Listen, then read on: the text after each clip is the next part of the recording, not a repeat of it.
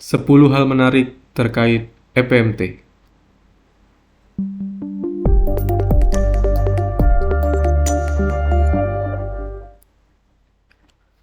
Assalamualaikum warahmatullahi wabarakatuh. Selamat datang kembali di Fahri Belajar Investasi. Thank you buat semua yang masih setia nonton di channel ini. Perkenalkan, saya Fahri. Hari ini kita mau melanjutkan investasi kita. Lebih tepatnya hari ini kita mau cari tahu 10 hal menarik terkait EPMT.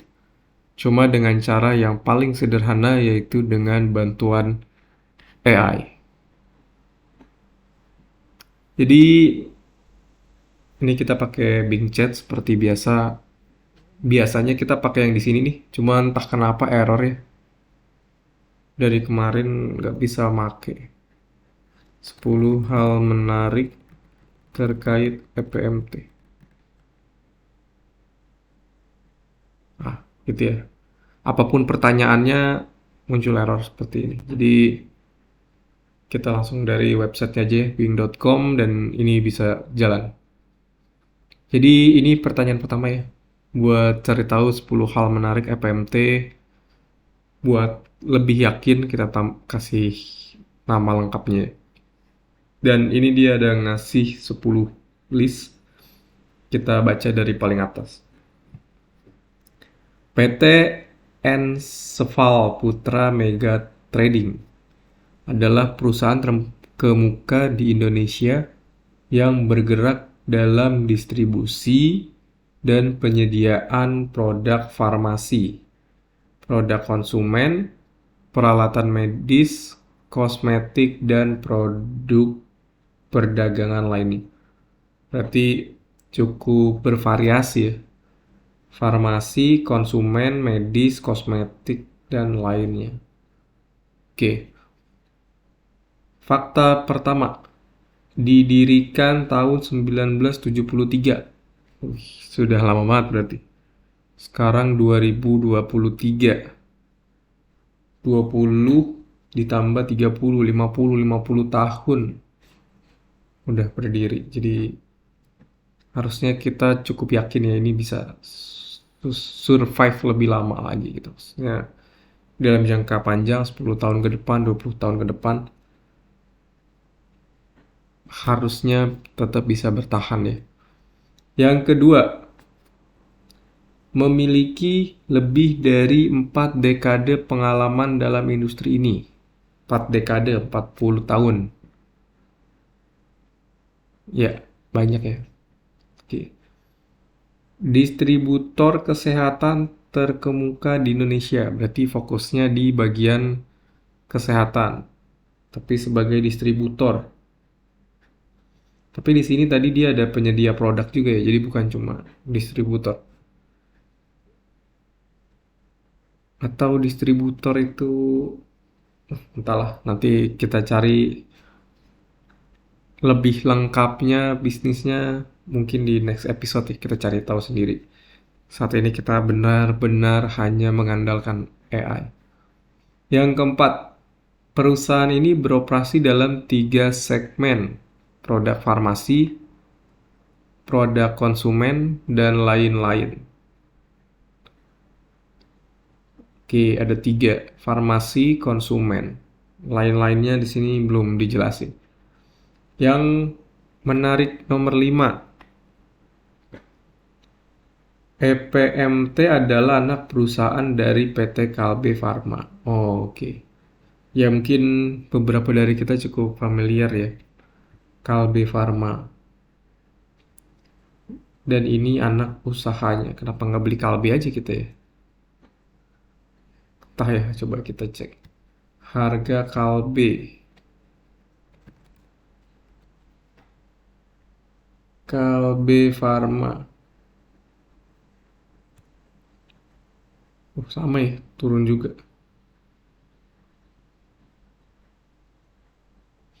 Oh, apa ini ya?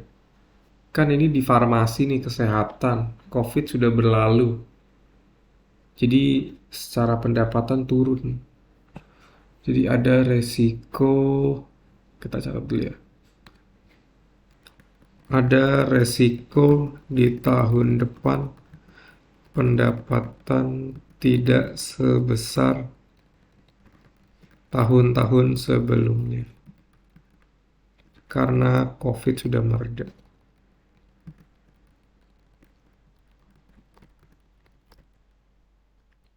Oke, ini perlu dieksplor. Explore lebih jauh. Oke, berarti kita perlu cari tahu nih, pendapatan kemarin-kemarin itu emang kontribusi besarnya dari gara-gara COVID atau ada hal lain. Itu ya, penting buat kita cari tahu. Fakta nomor 5, komitmen memberikan layanan yang dapat diandalkan. Oke. Nomor 7, memiliki lebih dari 5.000 karyawan. Oke. Nomor 8, basisnya di Jakarta. Nomor 9, berperan dalam distribusi dan logistik cold chain. Nah, ini apa nih? Logistik cold chain. Ini mungkin next episode bisa kita cari tahu ya. Apa itu logistik cold chain? Atau kita tanya aja di sini nanti ya, di paling terakhir. Untuk produk fast moving consumer. Good. Ini fast moving consumer itu cepat laku kah? Ya, mungkin kita catat juga ya. Apa itu fast moving consumer?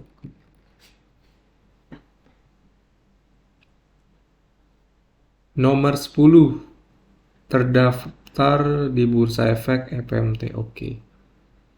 Nah, ini udah dikasih tahu. Cuma kayaknya ini kurang menarik, jadi saya tanya lagi 10 hal yang lebih menarik. Dan ini jawabannya. 10 hal yang menarik. Entah kenapa ujuk-ujuk ada Mount Everest. Ini nggak nyambung ya, jawaban nomor 1 ya. Jadi kita skip aja. Nomor 2, Enserval, anak usaha kalbe. Tadi udah ya, ini udah diceritain juga. Bidangnya distribusi, pemasaran, penjualan, ini juga udah diceritain. Nomor 3, distribusi farmasi terbesar di Indonesia. Nah, ini baru nih. Jadi distributor farmasi terbesar. Oke. Memiliki 3 pusat distribusi, ada 48 kantor cabang, 25 kantor penjualan yang tersebar di seluruh Indonesia. Kantor penjualannya 25, berarti ini belum nge-cover semua provinsinya lebih dari 25 ya. Jadi pasti ada satu provinsi yang nggak punya kantor penjualan. Ini menarik juga ya kalau kita tahu nih peta penjualannya paling gede di mana gitu. Apakah di Pulau Jawa atau di pulau lain. Nomor 5, perusahaan farmasi multinasional bermarkas di Jakarta. Oke, berarti ada ekspor juga nih. Mungkin menarik juga buat dicari tahu ya.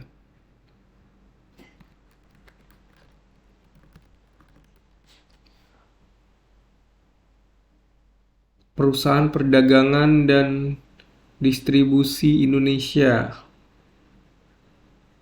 Oke.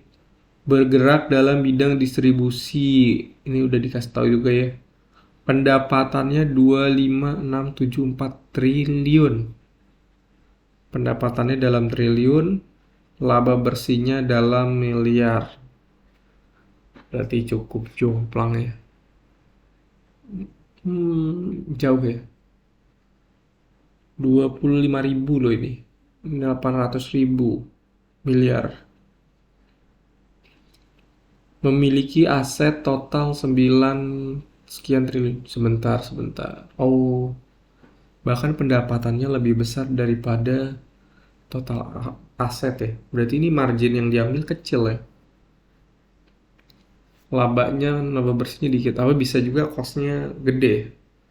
Jadi per penjualan tuh dapatnya kecil. Oke. Terus dia ngasih cat. Oke. Apa saja hal besar yang dilakukan EPMT dalam 3 tahun terakhir? Ini ya. Yang pertama, 2021, pendapatan terbesar 25 sekian triliun. 600, 800 sekian. Total aset sekian. Ini sama kayak yang atas ya. Ini datanya berhenti di 2021, dia nggak bisa nyari yang 2023 atau gimana? Atau yang 2022? Ops, kuncat. Perusahaan ini lebih dari 5.000 karyawannya, udah di-share juga ya nomor 2. Memiliki, oh nggak, nomor 3 ini tadi udah di-share. Nomor 2, farmasi terbesar segmennya, ini juga udah di-share. Nomor 4, cold chain, ini udah di-share juga. Oke. Bukan. Oh bener ya. Ini tadi pertanyaannya 3 tahun terakhir. Hal besar, ini cuma mayoritas sudah pada diceritain. Dari mana sumber pendapatan? Dia ada nyari ya, revenue source, subsidiaries, annual report, sumber pendapatan, dan nggak bisa nemu. Dia cuma ngasih lokasi kantor. Terus kita coba ganti ya. Tadi kan sebenarnya intinya kita mau tahu nih sumber pendapatan dari mana, barang mana yang laku gitu ya. Jadi kita ganti kontribusi masing-masing usaha. Jadi ada usaha apa aja sih gitu. Sama dia nyari hal yang sama dan tidak ketemu juga.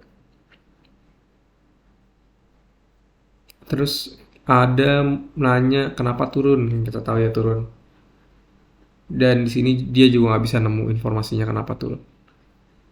Terus apa produk farmasi yang didistribusikan? Gak bisa nemu juga. Ini kayaknya kekurangan informasi atau gimana, atau Bingnya emang lagi bermasalah ya. Siapa CEO dari EPMT? Dia nyari CEO-nya dan gak ketemu juga. Luar biasa sekali. Oke, ya itulah data yang bisa kita dapetin dari AI. Jadi kita masih belum bisa mengandalkan AI 100% ya. Mau nggak mau kita perlu research sendiri di episode selanjutnya.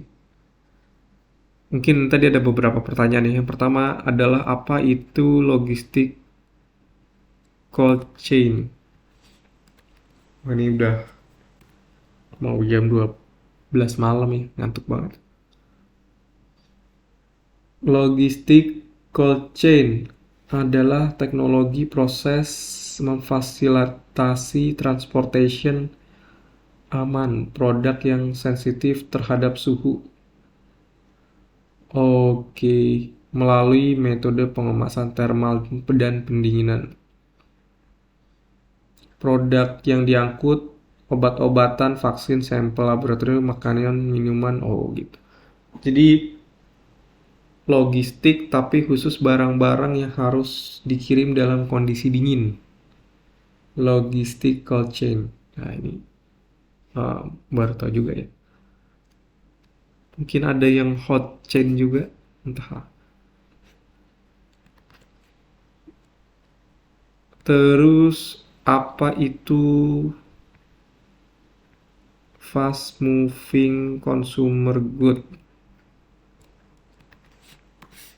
Oke, kita catat dulu nih.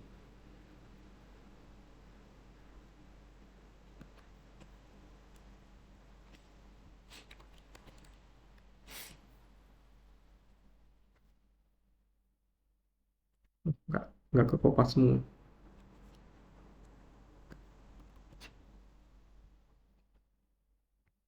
Kita catat dulu. Oke. Apa itu moving consumer good (FMCG)?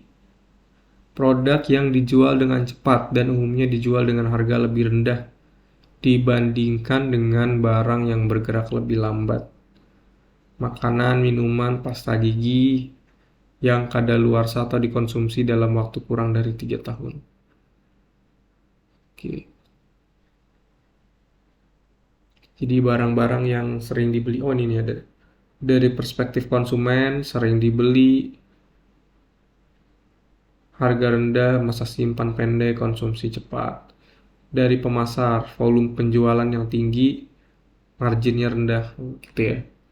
Jadi dia bisa jual banyak, tapi ngambil marginnya tipis-tipis. Makanya tadi mungkin ini ya. Kenapa kok jomplang ya tadi? Mana nih? Nah ini nih.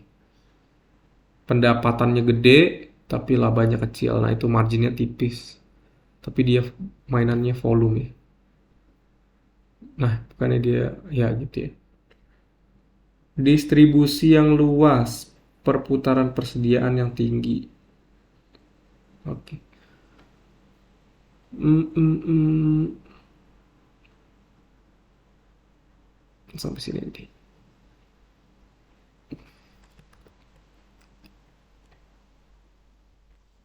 Kita catat. Oke.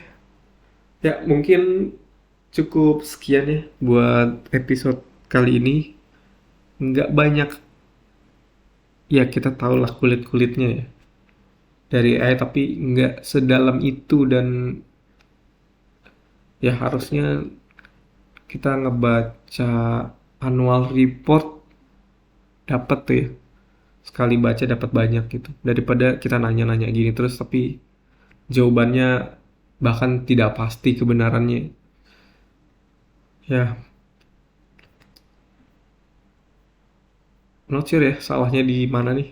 Kayaknya sebelumnya, di episode sebelumnya, kita bisa dapat lebih banyak hal-hal menarik ya. Ini bahkan beberapa info tuh dia nggak bisa nyari.